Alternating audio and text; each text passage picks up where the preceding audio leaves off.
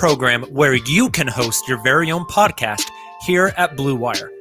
Hustle was created to give everyone the opportunity to take your podcast to the next level.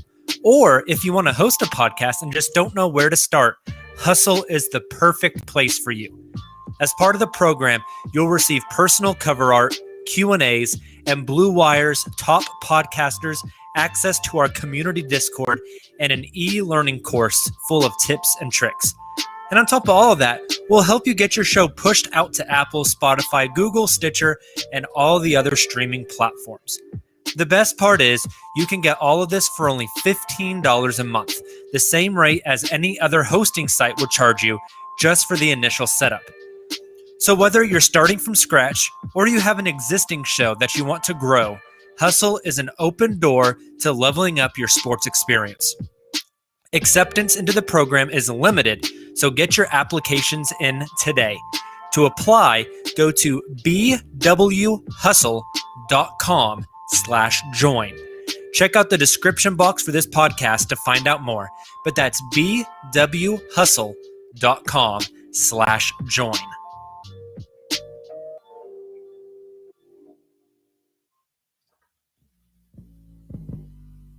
What's up, guys? This is the Uncontested podcast, covering the Oklahoma City Thunder. This podcast is ran by Jacob, Nick, Justin, Taylor, and Kamiar. Listen to future episodes on your favorite podcast streaming service like iTunes or Spotify.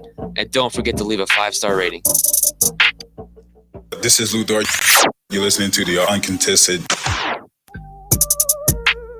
What is up? Welcome to the Uncontested podcast. We are part of the Blue Wire Podcast Network and the official podcast of BoomtownHoops.com. I'm your host for the evening, Jacob Niffen. You got the two-man game, the pick and roll tonight. It's just me and my buddy Kamiar here. Kamiar, how's it going? It's going well, man. The mustache game is strong. You like man. my shirt? I look like I belong in the Fresh Prince of Bel-Air. I look like I belong you back kind of in the match 90s. Darius Baisley a little bit, man. Man, he looks a lot like Will Smith. I think it's the mustache, but I dig it. I like the mustache from him. Oh yeah, we hey, good morning from Greece. Good late evening from Oklahoma City, man. Thank you for joining so much. We are streaming this episode live on YouTube, on Twitter, and on Facebook. So if you're joining us live tonight, man, we appreciate you. Thanks so much for hopping on.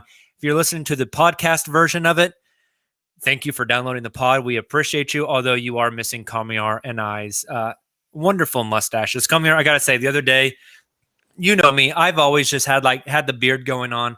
Yeah. The other day, I said, dude, nobody ever sees me anyways, because anytime I'm in public, I have a mask on. So it doesn't matter what my facial hair looks like. I'm getting a mustache. I'm trying it out. And it's not bad, my man. face into a mustache, and my fiance laughed at me for like 5 straight minutes. So it's kind of like a superhero mask. Like at first, it's a little uncomfortable, but then after a while, people learn to appreciate it and they learn to love it. And one of us should go for the Steven look. I don't know. I got the skin color, I guess. I think I'm too handsome for what Steve could do. But yeah, man, the mustache, it's like a sign that you're trending into your late 20s to early 30s and you really don't care what people are thinking about you. And I just really appreciate it. Yeah. See, the difference is you with a mustache, you look like you should own a nightclub. And me with a mustache, I look like my name should be Randy from Tahlequah, who's posting on Facebook.com about how vaccines have microchips in them. So I heard that at Christmas once, and I didn't know if they were serious, so I just kept on laughing to myself. Oh man. Well, Kamiar, we should have 2 Thunder games in the books. We only have 1.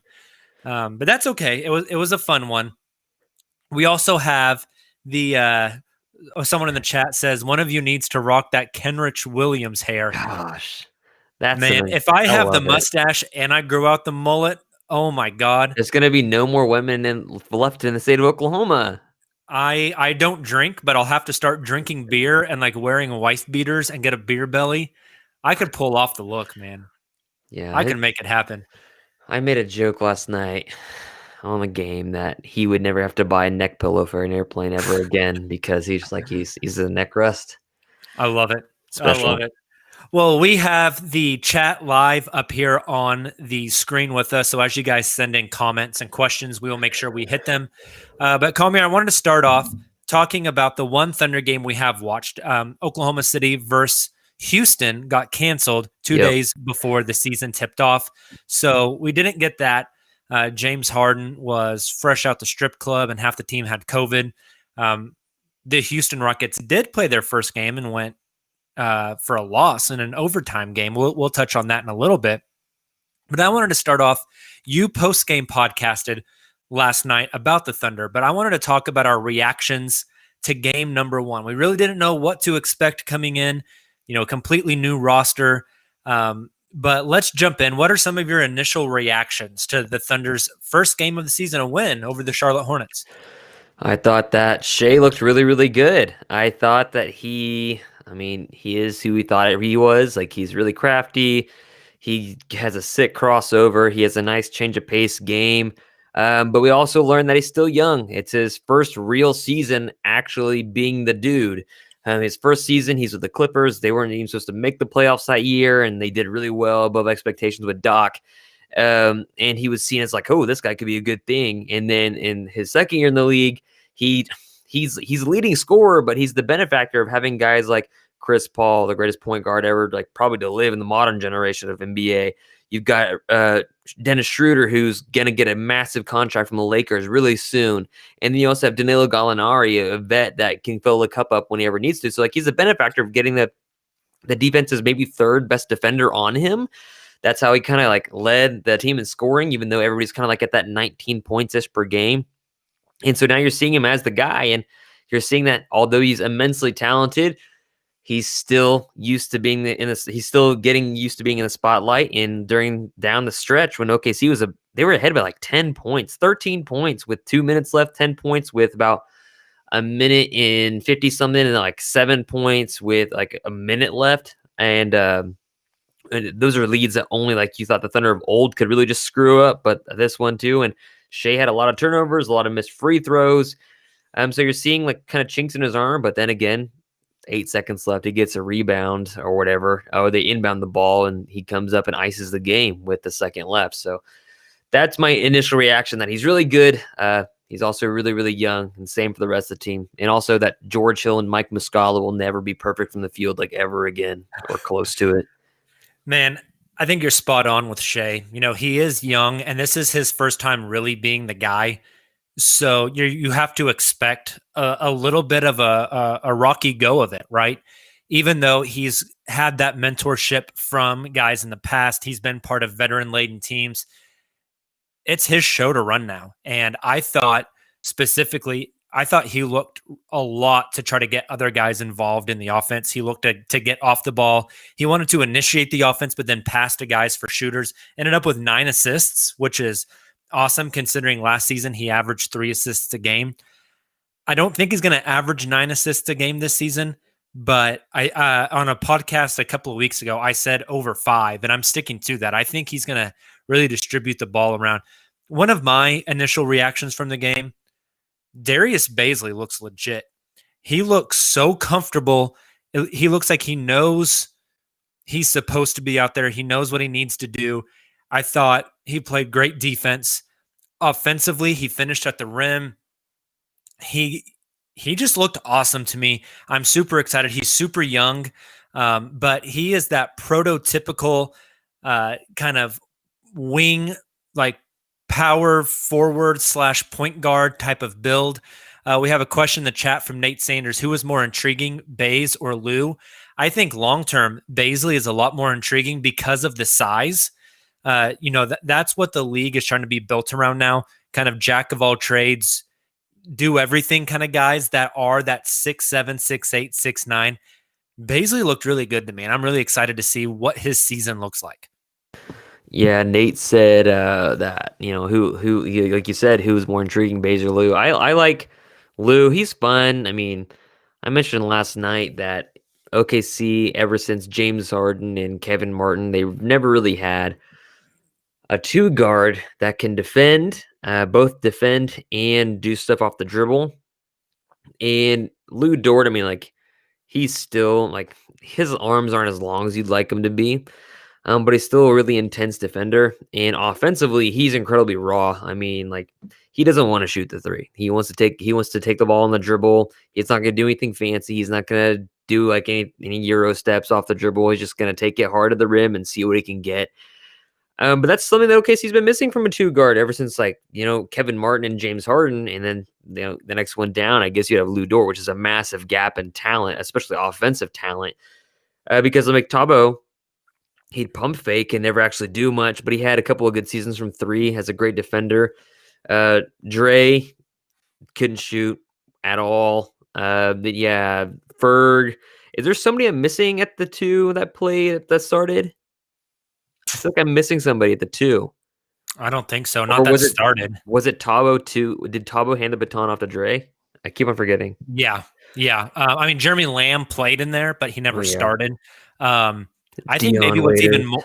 Oh God, we can't forget Dion. Man, he might retire. And I feel bad because he looked really good in OKC. And it's just like, again, guys, it's that OKC culture, it's the OKC dynamic that a lot of players that could have done something, they come to OKC and like somehow revive their career and get lots of money. Like George Hill looks really good right now. Mike Muscala, for some reason, has been really good this preseason and this regular season.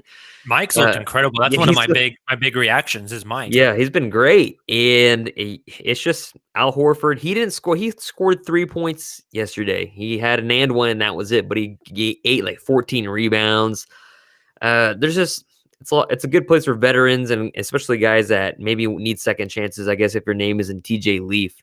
I feel bad for Dion because he one moment he's in a plane, the next moment he's in a world of hurt in the NBA because somebody slipped him some edibles, he says.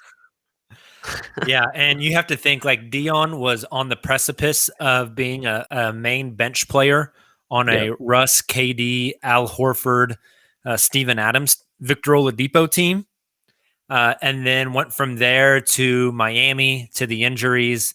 And, just it sucks for him for sure. But I think back to your point of two guards in OKC, the fact that Lou is willing to take the shots is important, right?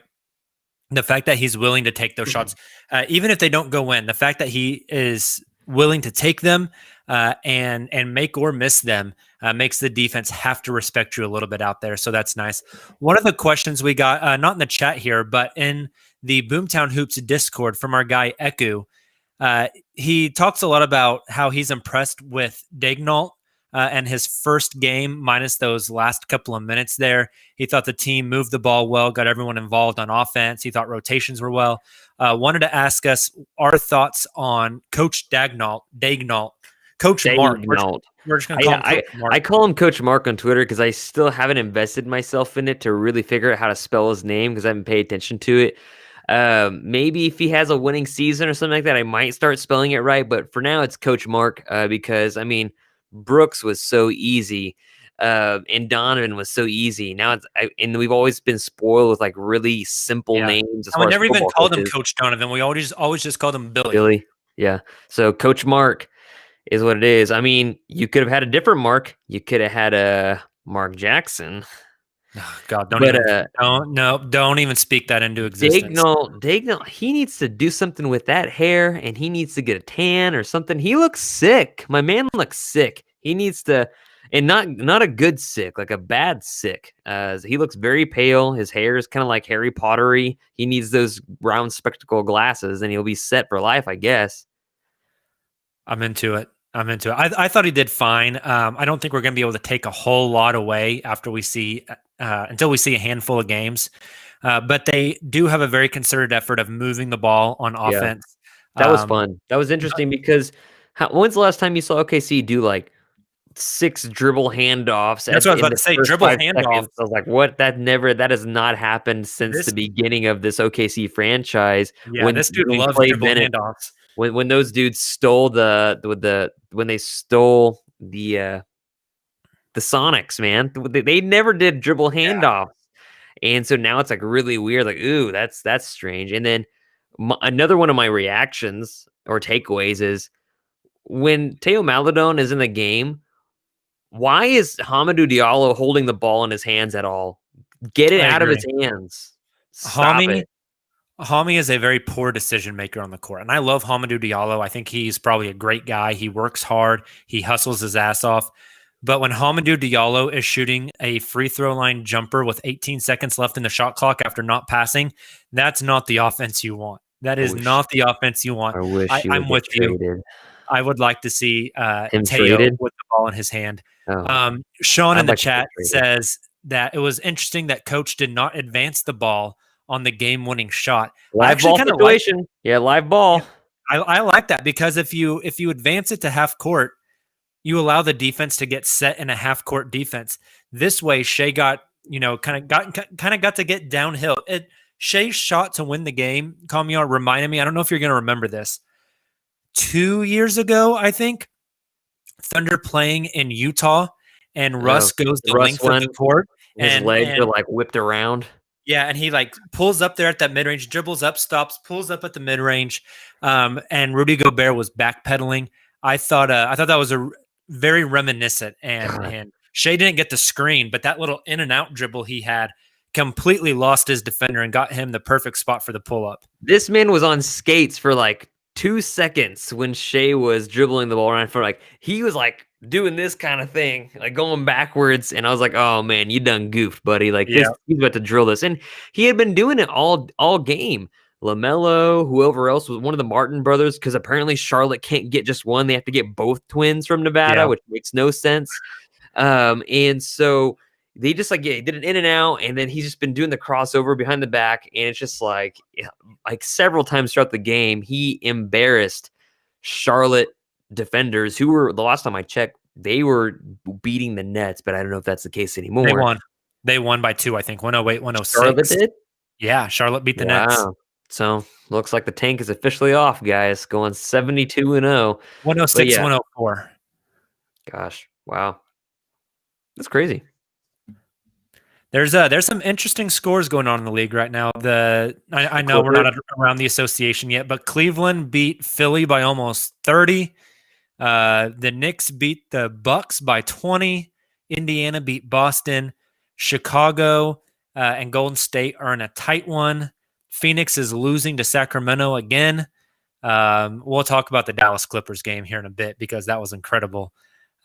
So it's some interesting stuff. Let's move on though from our initial thoughts of this game to what I think is going to be a staple on our weekly show, Kamiar, the tank meter. From empty to full, where is the tank meter after game number 1? If it's full, it means you're full on tank, and if it's empty, it means you are like basically anti-tank. Where is this Thunder team on this tank meter? Whenever they get in the car and they fire it up, and the little meter moves, where does it land? Should be full. Like, you realize how relaxed I was watching this game yesterday, expecting this team to just get its butt kicked by 30 points. And I was just like hanging out. I was like, oh, when Shea, because like I mentioned on the post game last night, I'm looking at the team in 3 tiers. I've got the old guys, which are Muscala, Horford. You could call them the grandpas. Yeah, the grandpas, Muscala, Horford, and George Hill. And like you expect them to be good, or at least Horford and George Hill. You've got the young guys that you pay attention to, and Shea, Baisley, and Dort. And like you're like looking like for jumps they've made, especially Shea and Bays that we've definitely noticed. And then you've got the younger guys that you're like, just do something. Show me that you can like actually be in the NBA between Maladon and Pokashevsky. And so that was, I mean, it takes the edge. I'm full tank because it takes the complete anxiety, competitive edge off of like hoping you win and you finish in the top 5 seeds. You expect to lose. And so it was nice. Just kind of relaxed. And I was like, oh, that's cool. That's a cool play. Oh, wow. They really did a really good job there. Oh, that's bad defense, but I don't care because they're supposed to lose anyways. So like because like I was like, I wasn't expecting to win, but then when they were about to win, I was excited because I was like, they're not supposed to win. So I wanted them to win. And then they started like, they got tied. And I was like, oh no, I really want this win now. It's like kind of like this idea that like I want it. and now you can't take it away from me because I'm already holding a W, and they want to take it back from me. And I'm like, no, I had this. So I was very excited to see Shea win the game. But yeah, no, I'm full tank. I think everybody else should be too. Don't prolong this weird kind of abyss that San Antonio is doing. Yeah, exactly. No, last night was perfect, right? Either A, we got a Shea game winner, or B, we lose the first game of the season and the tank is on and it's bettering the draft odds, right? I mean, there was not a better situation there. Competitive tanking. We talked about it at the beginning of last year, didn't end up happening. I think we're going to get it this year. I don't think this is going to be competitive tanking. I think OKC just played a really bad Charlotte team. Yeah, it's sad whenever this is the Thunder bottoming out. And on the flip side, this is Charlotte trying to make a push for the playoffs. I mean, like, right? But again, George Hill was like 7-7 at one point, and Mike Muscala was draining everything, including a step back high arching three that, like, I was dude, I was like, F this game. There's no way that this ever happens again. Definitely. Like, those two guys aren't going to go perfect again, but the team as a whole shot like 27% from three. Like, Baze and Shea aren't going to have like 1 of 6 games again, though. But that's been like OKC's MO since Kevin Durant left, is that they can't shoot threes. Yeah. So every team's going to eventually pack the paint, and Shea's life is going to get immensely harder and more difficult. And OKC's front court carries a lot of their shooting, not their back court. So I think that'll be a big issue, but also might space the floor a lot for them for the bigs that have to stick out to the pops. Yep, it's going to be an interesting dynamic, so we'll see. Let's move on. I want to talk some of our way too early takeaways. We only have 1 game under our belt. Yep. But what are some of your way too early takeaways? Things that you're planting your flag on this hill. Okay. Well, then this one becomes very easy in the way you put it.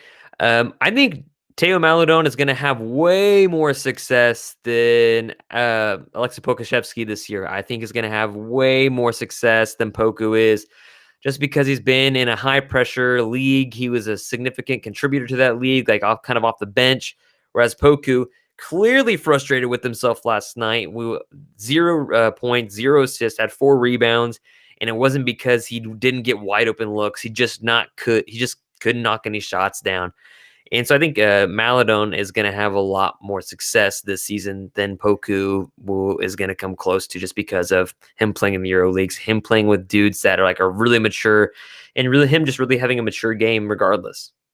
Yeah, I think Teo is starting his starting line is farther along than Poku's. I also think just overall as players, I think Teo's floor is a lot higher than Poku's. But I think Poku obviously has the higher ceiling. It's just who can realize that ceiling. I wish his shot was as high as his ceiling. That thing is flat, like that, flat Earth, like Kyrie. What's flatter, Kyrie's Earth or Poku's jumper? I think our guy Brady Trantham tweeted that last night. Oh, did he? It was a pretty good tweet. Brady's a good guy. Brady's good. Pretty good tweet. I got to brag on myself on my tweet last night. I hope you saw it. The one where I said, these are the microphones that Michael Cage and Fisher are talking into. And there's those little baby echo microphones. That's hilarious, man. It's a pretty good one. I haven't seen one of those in a while. One of my way too early takeaways. Shea has hit the weight room and wants to show it off. He did take some jumpers, but he just, to me, looks like a guy that he knows he's stronger now, and he wants to make it a point by getting down and mixing it up. Like, almost all of his points came at him going to the rim and bumping off people and forcing his way to the basket. I thought Shea looked, even maybe physically, he doesn't look like super jacked up and big. I think he does look a little bit bigger, but I think the way he plays, he looks a lot stronger. And so I thought that was kind of one of my takeaways. Yeah, I feel like he looked like a guy that knew he's going to have to do a lot more this year to make his team successful. I think that's what it looked like to me. I think he knows that he doesn't have Chris or any of the other 3 guys there with him. They're all in different spots now, having a good year, and he knows that it's all on him for the most part. And so one of my next things is an overreaction, but it's fun to think about, is that I think Darius Bazley is gonna maybe even rival Shea Gilgeous-Alexander for Most Improved Player award this year. I like it. I like it a lot. He's got a really big role. He's got a very much expanded role, and he's not afraid to play. He looked very comfortable. His three-pointer didn't drop. We know he can shoot it. At least we think he can shoot it after what we saw in preseason and the bubble. I was impressed with his finishing at the rim. I've been very critical about him finishing. You mentioned on the post-game pod, he put LaMelo Ball in the spin cycle. Yeah, that was fun. He looked smooth. He looked really smooth for a guy that's coming out of his second year of the NBA and being an intern at New Balance and never going to college. I mean, last year he looked kind of like, and he still has those mechanical moments, right? Where like, you're not sure what to do when you catch the ball instead of like what college guys do and high school people do when they catch the ball next to the rim. Sometimes you have an instinct to dribble the ball real quick and put it up. And he's the guy that he doesn't really need as many dribbles. He just goes up with the ball and just really crafty around the rim. And I love his handle. It seems like his handle's also gotten more smooth, but maybe this is just an overreaction, and we'll have to see what he does against actual good teams. He looks like the game has slowed down for him. He doesn't look like he's in a hurry. He's playing at his own pace. He's getting to where he wants to get to on the court. To me, he exuded confidence. He looked like a guy that he knows he's supposed to be there. He knows what he can do. He looked really, really confident, and that's one of the things that I was really excited about as well. So, Greg Stevens in the chat says Golden State Warriors just won on a buzzer beater. Oh, poor Billy Donovan. Yeah, 0-3 for Billy, and he didn't want to be part of the tank. My favorite comment right here is from Sean, who said the Storm Chasers have put contestants at the half-court line who have had better form than Poku had. Yeah, like you put a side-by-side video of Derek Fisher's arc and Poku's arc, and like there couldn't be anything more different. Like if you actually put it right in the middle between where their arcs would, like I guess the median of their two arcs, that'd probably be a perfect jump shot because Derek Fisher, his things would touch the roof of the damn arena. Derek Fisher almost had that like a moonshot, Carlos Boozer style, like pull it behind your head and slingshot. Incredible. It's incredible. And like Poku, like he extends from like, I know I don't extend from like above my head. This man like extends from his chest, but he's so almost like his belly button. It's like a Sean Marion situation, and they need to fix that. But I hope in ways they fix it is not what I mentioned last night about Brandon Clark and Markelle Fultz and ruining dudes' jumpers and like their brains. Brandon Clark looks like he's holding the shoot button down for too long on 2K. It's weird. It's ugly. It's weird. Yeah, not a fan. But yeah, really enjoyed Baisley. Yeah, and my third hot take, I guess, or overreaction. And I don't think this is really even an overreaction. I think he's going to have a triple-double this year. Baisley? Yeah. I think it's possible. I think it is definitely possible. Oh God, Nick says who's our Nick Crane is watching us, and he wants to know who our NBA player comp is. Nick, I'm assuming is that like for us personally, right? Or are you talking about someone that we're talking about? It's got to be us, right? Also, Sean, yes, Markelle Fultz is actually turning the corner. I really like him in Orlando. He's been doing a really great job. Yeah, if Orlando had Jonathan Isaac back, they'd be a bit of a force right now because Jonathan Isaac is really good. We'll wait. Better hair, Kenrich Williams or Spencer Rattler versus KSU. Both really, really bad. Keithan's a good dude. He went to Westmore like you, so he's a butthole. No, Kenrich Williams, I think, has better hair. Nick says, yes, us guys. I think we've already established this. I feel like I play like Pat Beverly, where I'm just like on dudes. Oh, 100%. And like you play like Pat Bev or why am I going blank? Tony Allen. Allen. God, yeah, I can't shoot worth a crap, but I'll take all the easy layups and I will get in your crap and I'll foul you, but be like, it's not a foul. Did you call the foul? You call your own fouls. Yeah, that's me. Who are you? I think we discussed Bosch at one point, but I can't remember. Oh God. Or was it Otto Porter Jr. or something like that? Someone said Otto Porter Jr. and I about fist fought him. What would you say you are? I'm more of a let's see. The style of play that I play with, I would say is more Nick Batum. Ugh. Kind of, I play on the wing, but I try to set people up. I kind of have like that. Are you like a more mobile K-Love? Maybe, yeah. I like to pass a lot, but I typically always play like on the wing, and because even though I'm 6'1", like I'm one of the taller guys that pick up Yeah, basketball, because we are so I have normal-sized to kind human of play. beings. Yeah, I have to play like as one of the bigger people on the court. So I think Nick, we've already established he plays like J.R. Smith. This is what it's like playing with Jake and pickup. I like somebody he has the ball in this situation, and we're just like kind of standing around and not moving. He goes cut, cut, cut, cut, cut, cut, cut, cut, cut, cut, move, move, move, move, set a pick, roll, roll, roll. Oh, I thought you were popping. Yeah, He that's says about cut a right. lot. I'm kind of like He's Uncle like, Drew. no, he's Jackie Moon. He wants to be player, coach, owner. Yeah, probably. Probably. All right, Kamiar, let's move on because one of my last takeaways ties directly into this next one. My last takeaway was that George Hill is too good to be on a tanking team and is going to get dealt. So we're going to go on to who says no. And actually, for this segment, we're going to pull up, should be pretty fun here. I can actually screen share with you guys, and we are going to look at the trade machine. Oh, you better close that tab. We're going to look at the trade machine. TradeNBA.com still has players like TJ Leaf and Frank Jackson and Admiral Schofield on here. So we're just going to ignore that. But I want to start off by taking George Hill and seeing where we think we can trade George Hill to. He's owed $9.5 million this season. Next season is non-guaranteed, I think for like $2 million. But of this list of teams, based off of what we've seen so far, Kamiar, which team do you think George Hill fits on?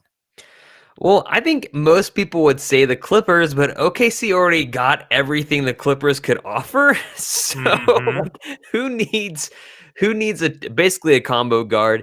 George Hill's not a real point guard. He's more of a two guy. He's more of a two guard. He's not a slasher by any means. But he's a good point guard that can, be a six-man or a guy off the bench that can provide you that kind of 1 through 3 role. So like, Greg mentions Boston. I think that's a good example of a guy because they could use another defensive guard when Kemba's out there or when they're not out there. Who else could use some really reliable point guards? I mean, the Lakers already have. I put him up here. I put Golden State up here. I just don't see how the money works, but I think he would fit well in Golden State. Let's look at Boston, though. Boston actually has that massive trade exception. They could just absorb George Hill into. They don't even have to actually. What about Denver? Denver's an interesting one. I'm not that big a fan of Monte Morris, and it's not because he didn't go to Iowa. It's not because he went to Iowa State.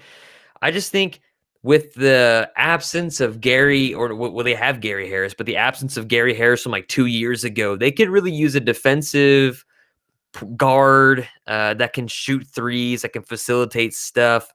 Somebody mentioned Dallas, but I think Dallas with Josh Richardson there, I don't know how well that would fit. It's kind of like the same player, but not really.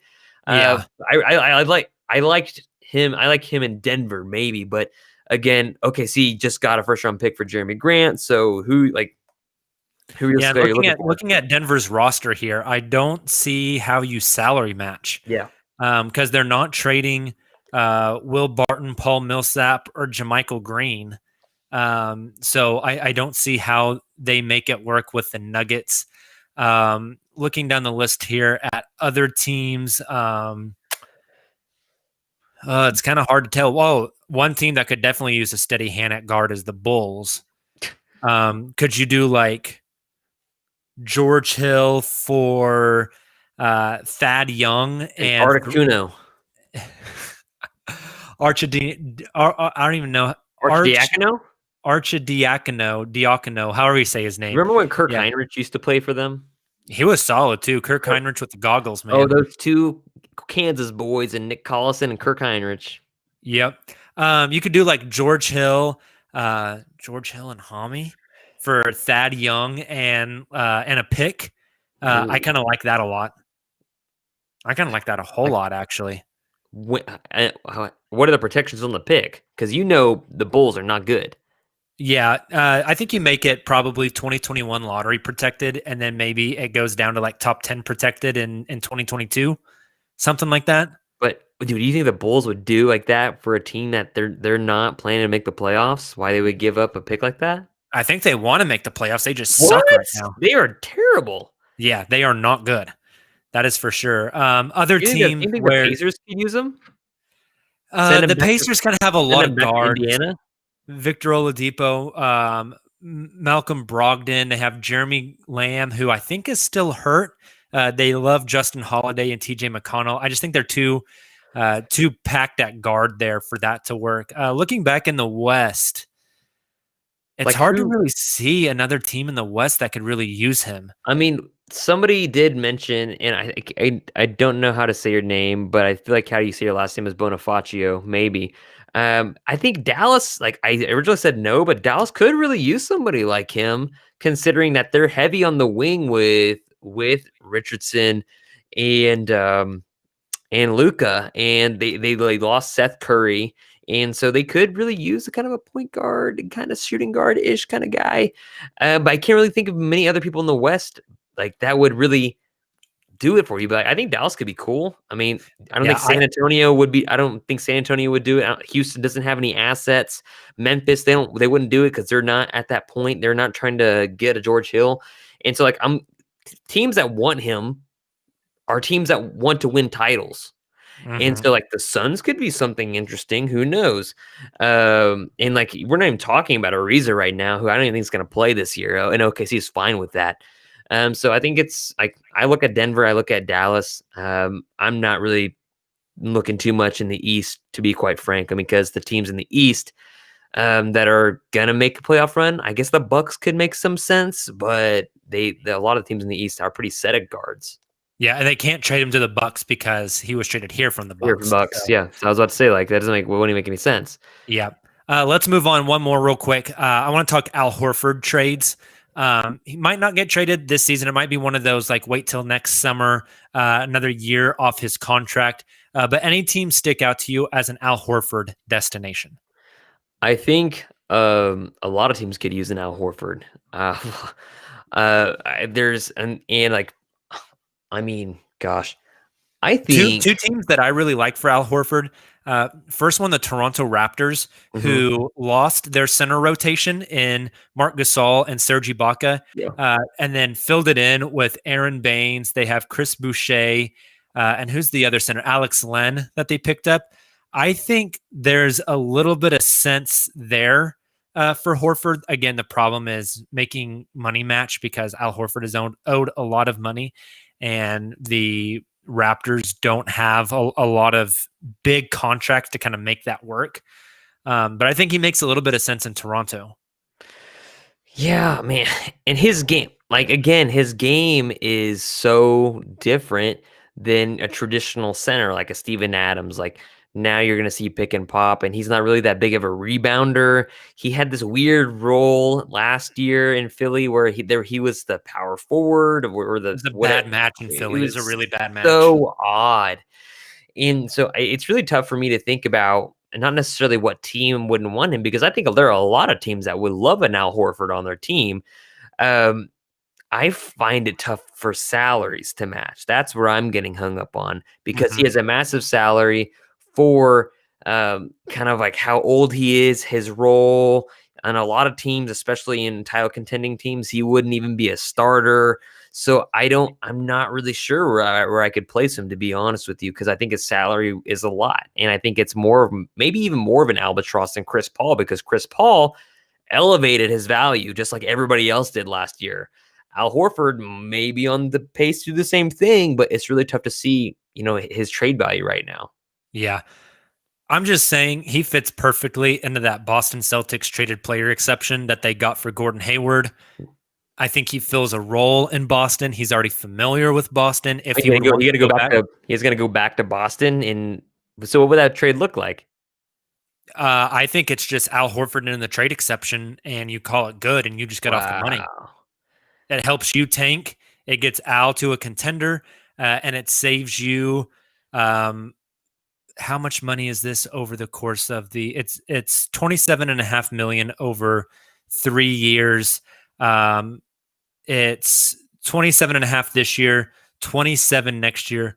2020 is 26.5, but I think that 2022 salary is not fully guaranteed. But if you can ship him back to Boston, a place where he has a chance to compete for a title, you get off all that money and it helps out the tank. I mean, you're not bringing back an asset, maybe a second rounder.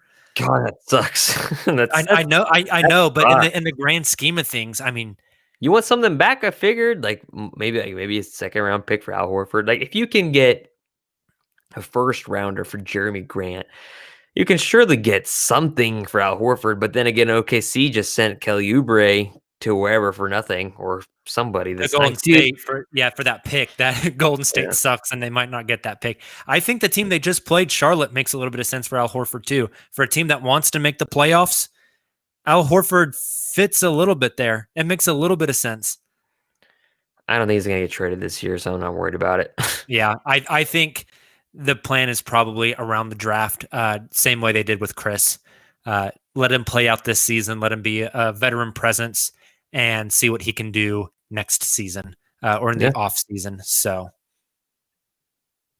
oops, I want to turn that off. There we go. Oops. All right. Well, Kamiar, before we move on to Around the Association, we need to take a minute and tell our listeners who is paying the bills for the Uncontested this month. So let's get on to it. 2020 has already reshaped how we work, and it's almost over. Businesses across the globe are challenged to be their most efficient, which means every hire is critical. Indeed is here to help. Indeed is the #1 job site in the world with more total visits than any other job site, according to ComScore. Indeed helps you find quality candidates quickly so you can focus on hiring the person you need to keep your business going. Unlike other sites, Indeed gives you full control and payment flexibility over your hiring. You only pay for what you need, you can pause your account at any time, and there's no long-term contracts, just like what the Thunder want, no long-term contracts. And now, Indeed's new way of matching you with candidates instantly delivers a short list of quality candidates whose resume on Indeed match your job criteria. That way you can contact them the moment you sponsor a job, making Indeed the only job site that can move as fast as you do. 73% of online job seekers in the U.S. are visiting Indeed each month, according to ComScore. So it's clear Indeed can help you get the quality hire you need. That's why more than 3 million businesses worldwide are using Indeed for hiring. Right now, Indeed is offering our listeners a free $75 credit to boost your job post. That means more quality candidates will see it and fast. So try out Indeed with a free $75 credit at Indeed.com/BlueWire. This is their best offer available anywhere. So go right now, Indeed.com/BlueWire. But the offer is only valued through the end of 2020, so your time is running out. Terms and conditions apply. Man, if you guys watch sports streams because your local coverage doesn't have your game, BetOnline ads pop up all the time. So the NBA is back in action and football is heading into the playoffs. You might not be at the game this year, but you can still be in on the action at BetOnline.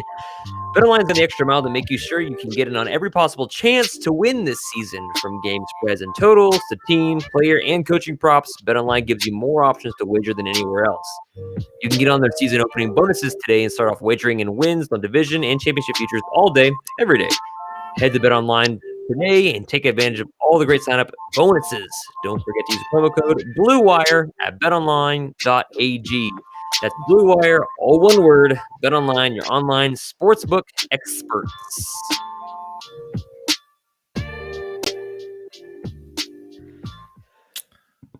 All right, Kamiar, time to take a quick trip. Quick trip, you get it? Because that's the best, the superior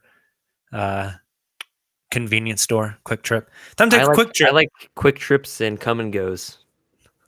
Around the association. I don't even know where you're sitting at. Like.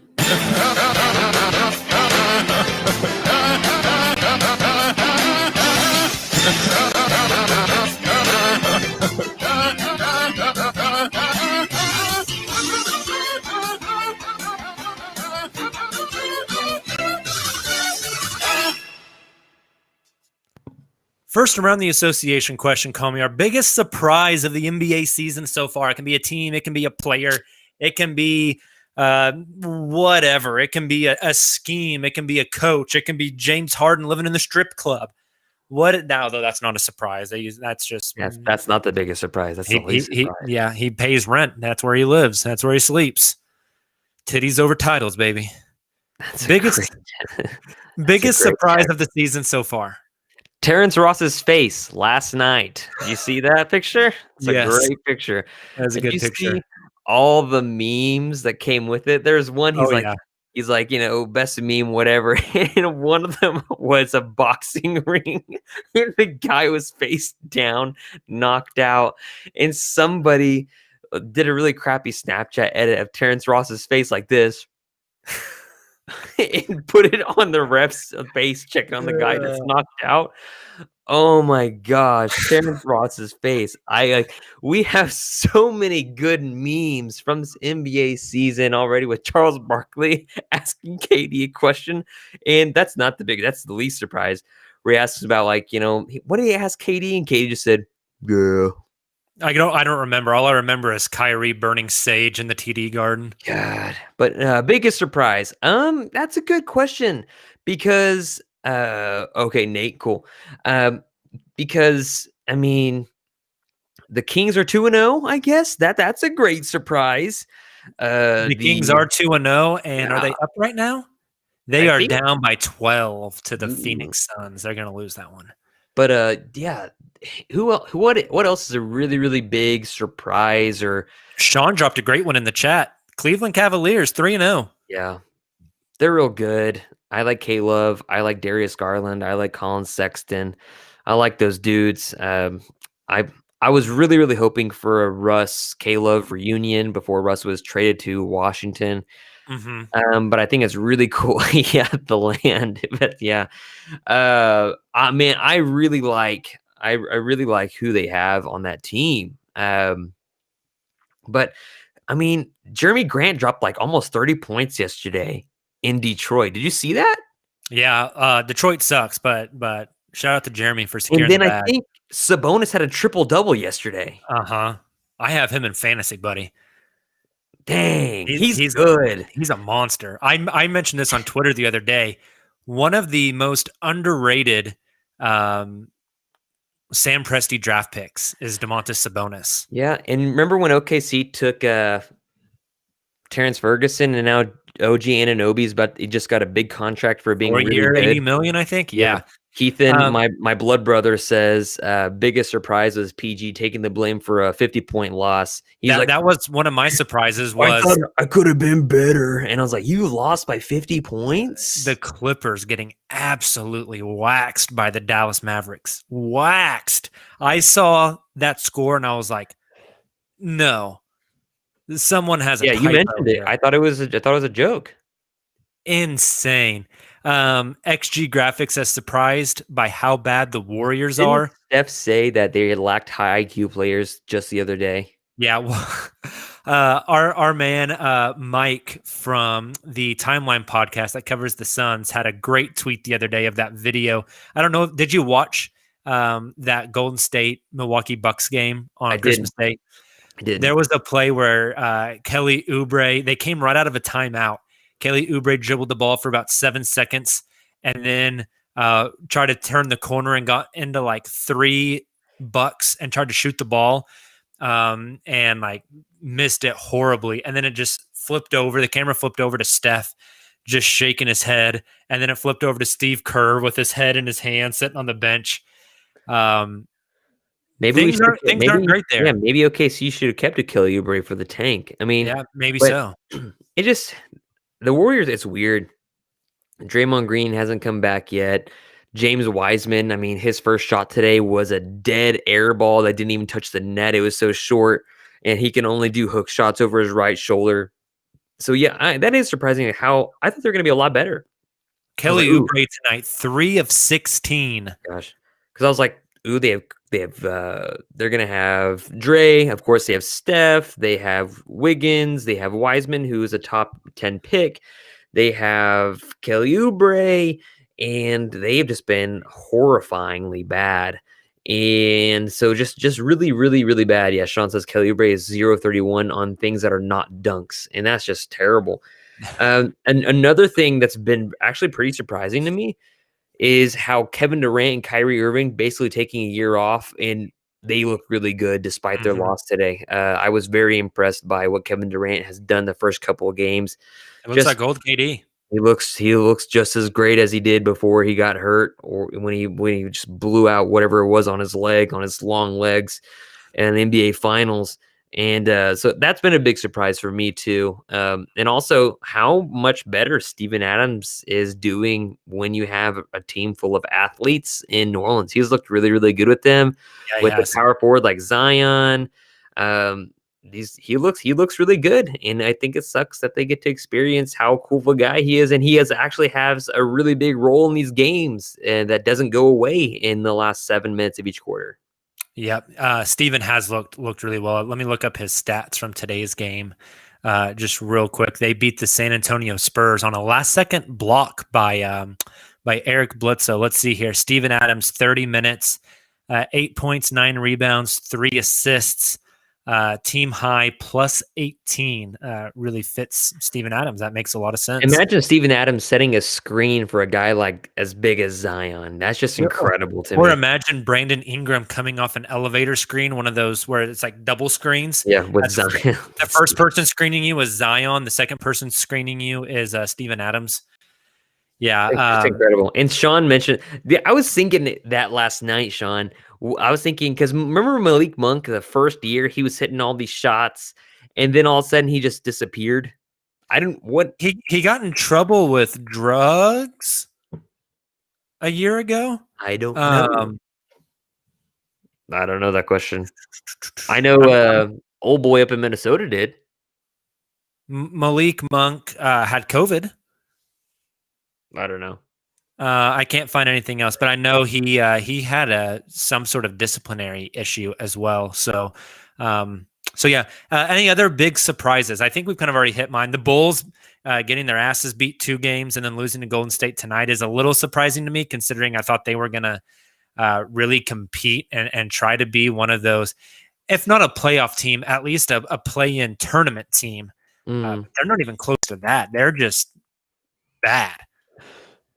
I guess you could say how well Nicholas Batum has done this year after he's just completely fell off the map since when he left Portland, and Portland looks really good despite like that overtime game with the Rockets. I think Portland's going to be a really fun team to watch. But 44 apiece for Harden and CJ, is that right? Yeah, CJ was cooking, and so I mean I don't really have what other big surprises are you thinking about?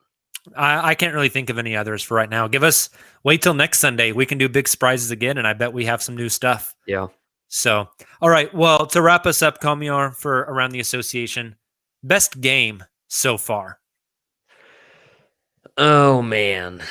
That's a great question. You put me on the spot. Best game I've watched this NBA season?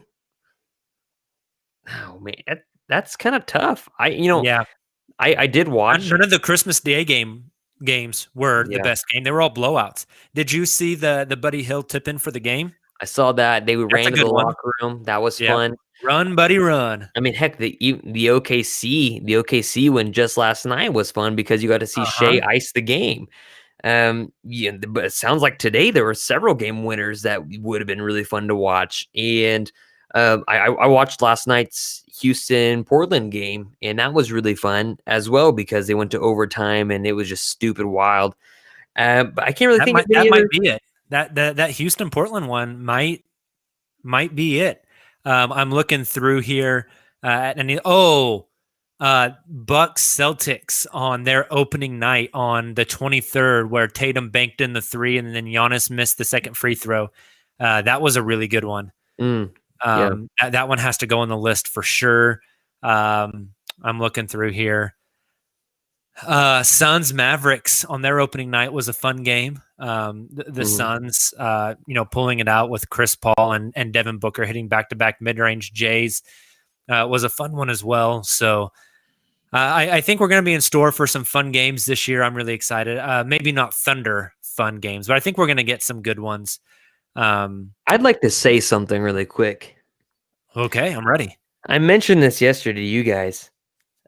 Denver has to stop wearing those red jerseys immediately because they look like Utah. They look like the Utah Alts. Yes. They look too much like Utah, and I couldn't get out of my brain last night when I was watching that game that it was not, or maybe it was 2 nights ago. Yeah, it was 2 nights ago. I couldn't get out of my brain that it wasn't Denver playing, or that it wasn't Utah playing. It was blowing Denver. my mind because it looks like just like those uniforms. Mhm. And I think the Suns have a similar uniform this year. And stop doing the gradients. It's not cool. Yeah. I mean, OKC has Going to top. OKC has the NASCAR kind of black jerseys that we haven't seen yet. But I've already seen them. Like, of course, you see them in 2K, and you see them like in the photo shoots and Instagram.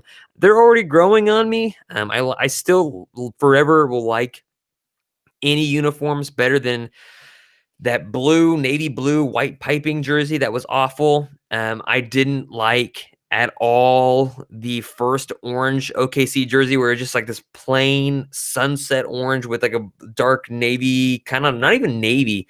I don't know what kind of blue it was. But just like the OKC, that was like just really cheap. And then you had the native jerseys, which were awesome. So like OKC's taken a long time to get some really good jerseys, and now they're back to like NASCAR, but it's still better than the piping thing. But anyways, Denver's got to change those uniforms. But Jokic looks really skinny still, so that's maybe a big surprise. Yeah, Jokic does look good. My dad and I were actually mentioning that the other day. He said he kept the weight off for the wedding. Is he too skinny? I said, I don't know, but he looks good. So awesome. Well, one game in, 71 more to go, Kamiar. 71 losses, 1-71. Hey, it's still on the table, baby. We got to get that top 5 pick. Hey, if you are watching the live stream, man, thank you so much. We love getting you guys on here every week, seeing you in the comments and interacting with you guys. So thank you so much. If you listen to the podcast version, man, we appreciate you. If you want to listen to the podcast version, subscribe to our podcast wherever you get your episodes. We drop a podcast after every single Thunder game, a quick 20 to 30 minute post-game podcast. And then every Sunday night, we have the live stream with the podcast going up immediately after. You guys have a great beginning of your week. We will be back tomorrow night, Monday night with a game, and then Tuesday night with a game. Thursday night with a game. Yeah. So it's going to be a busy week for us, but we are super excited to talk basketball with you guys. I hope you guys had a great holiday. Have a great New Year. Celebrate safely, please. We're almost out of the woods. We might get to be in the arena towards the end of the season if we can get this under control and get some vaccines in our arms. So stay strong. We will be back with you guys again tomorrow. I think Taylor has the game tomorrow. So you guys look out for that post-game podcast. And all the mispronunciations of words. Torn Achilles for Alexiej Penis cancer. We love you, Taylor. You guys take it easy. And as always, thunder up. Bye.